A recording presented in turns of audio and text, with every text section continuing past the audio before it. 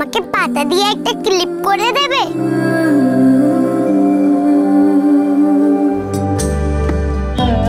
চিকিটা একেবারে কথার মতো। এত জামা আছে, আবার কেন নতুন জামা? তোদেরকে দেবো না তো কাদেরকে দেবো? তোরা দুজনেই তো আমাদের মেয়ে। অলওয়েজ ভাবি যেন তোদের দুজনকে কখনো আলাদা না দেখতে হয়। তোদের দুজনের মধ্যে কোনো ফারাক করি না চিকি মাফিন।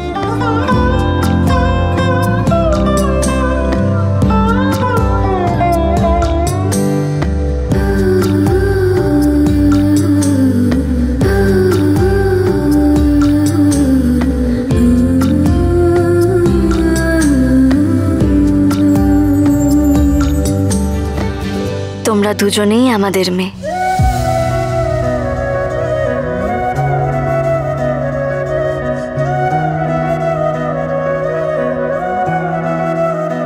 আচ্ছা, নিচে অনেক অতিথি এসে গেছেন, তাদের সঙ্গে দেখা করতে হবে, আর আমি একটা কাজও দেবো তোমাদের দুজনকে। কি কাজ করতে মা? সেটা চমক। আর তোমরা কি বলো? সারপ্রাইজ। এক্স্যাক্টলি ভাই। আরে চলো, এগুলো এখানে থাকুক। চলো চলো চলো চলো চলো চলো চলো, আপনি চলে আসুন। হ্যাঁ, আসছি আসছি।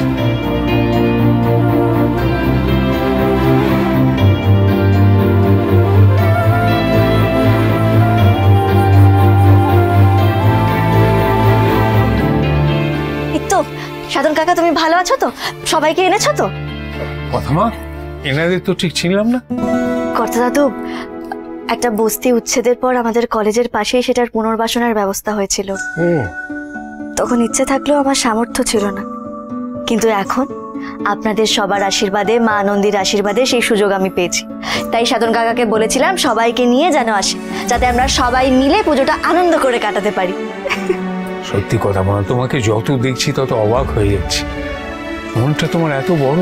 হ্যাঁ কি রেনু, সেদিন যদি কথা মাকে বাইরে কাজ করার অনুমতি না দিতাম তাহলে কি আর এসব ঘটতো বলো? তুমিই বলো, সবার ক্ষেত্রে সব নিয়ম খাটে না কর্তা মশাই, বুঝেছো তো এবার? ঠিক। এই যে চিকি মাফি, ওদের সঙ্গে বন্ধুত্ব করতে হবে তো। হ্যালো বলো। এই কথা, হ্যাঁ শোনো কথাই থাক। বলো। বলছি, ওনাদের যে জিনিসপত্র দিতে হবে সেগুলো আনা হয়েছে তো? হ্যাঁ, অঙ্কিতা ব্যবস্থা করেছে। আমি কিন্তু ভাইকে বলেছি টেবিলটা নিয়ে আসতে, ভাই আর অন্না নিয়ে আসছে। ঠিক আছে। হ্যাঁ, ওই তো এখানে এখানে রাখ। এইখানে এখানে এখানে। খুব ব্যস্ত।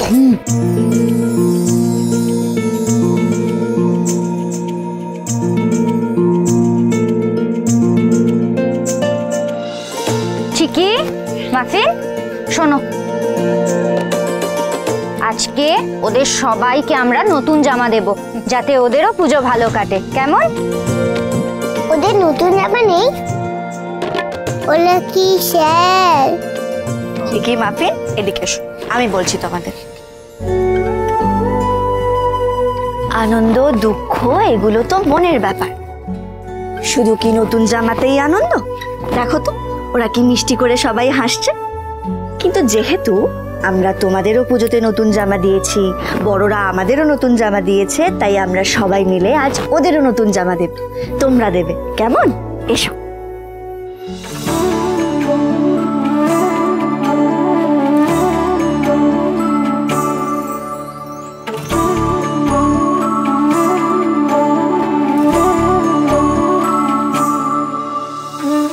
সাধন কাকা, এনো, এতে সামান্য কিছু টাকা আছে, যদি তোমাদের কাজে লাগে।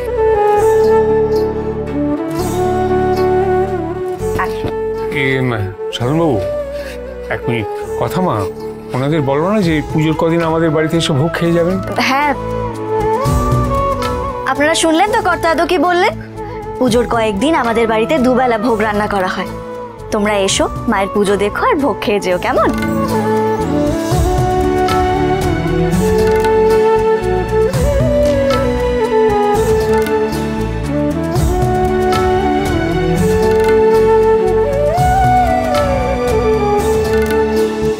আমাদের মেয়ে দুটোকে আশীর্বাদ করবেন, ওরা যেন মানুষের মতো মানুষ হতে পারে।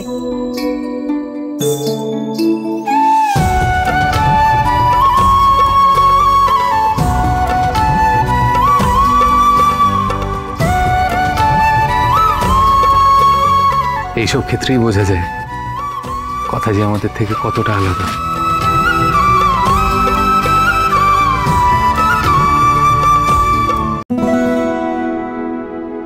কটামা আমরা প্রতিবার যোগা করবো। নিশ্চয়ই দেবো মা। তোমরা যখন পড়াশোনা করে অনেক বড় হবে তখন তোমরা ওদের নতুন জামা কিনে দেবে। পুজো তো সবার, তাই সবাই মিলে অনেকটা আনন্দ ভাগ করে নেব আমরা, ঠিক আছে? ঠিক আছে। কথা হ্যাঁ।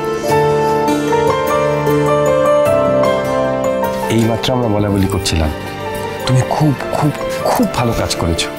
এই যে ছোট ছোট বিষয়গুলো এই ছোট ছোট বাচ্চাগুলোর মধ্যে এখন থেকে ঢুকিয়ে দিতে পারলেই না, দেখবে ওরা ভবিষ্যতে বড় অনেক ভালো মানুষ তৈরি হবে।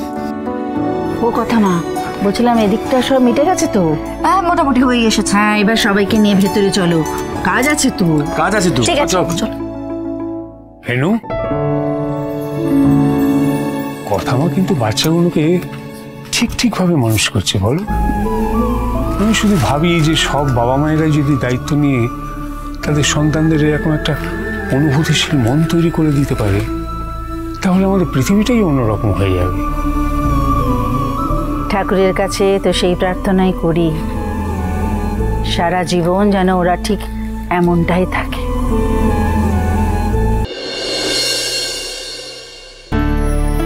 বলো কর্তাইদা।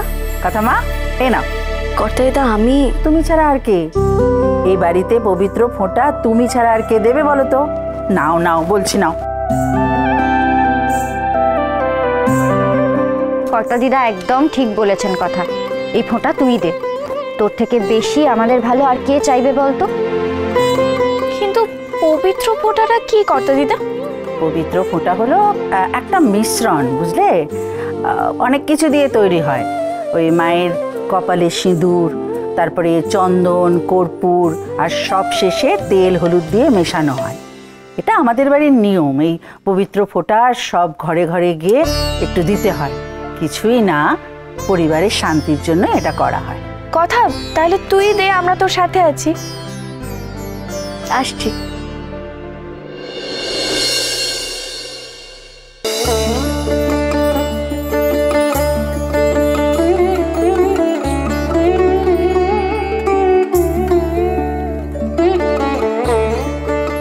মা দুর্গা, তুমি তো দুর্গতি নাশিনী। বিশ্ব সংসারকে যেভাবে সমস্ত বিপদের থেকে আগলে রাখো, রক্ষা করো, ঠিক সেরকমই আমাদের পরিবারকেও রক্ষা করো মা। আর আমার শক্তি দিও যাতে আমি আমার সন্তানদের আগলে রাখতে পারি, ওদের যেন কোনো বিপদ ছুঁতে না পারে। তুমি আমার শক্তি দিও মা।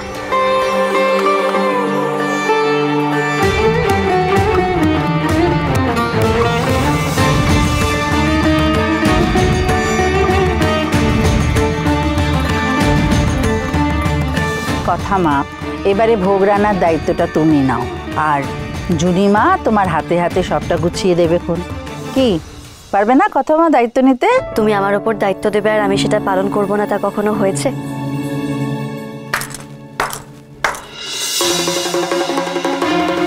বাড়িতে ভোগ রান্না করার কথা হচ্ছে, অথচ আমি বাদ। প্রত্যেক বছর তো এ বাড়ির ভোগ আমিই রান্না করে এসেছি।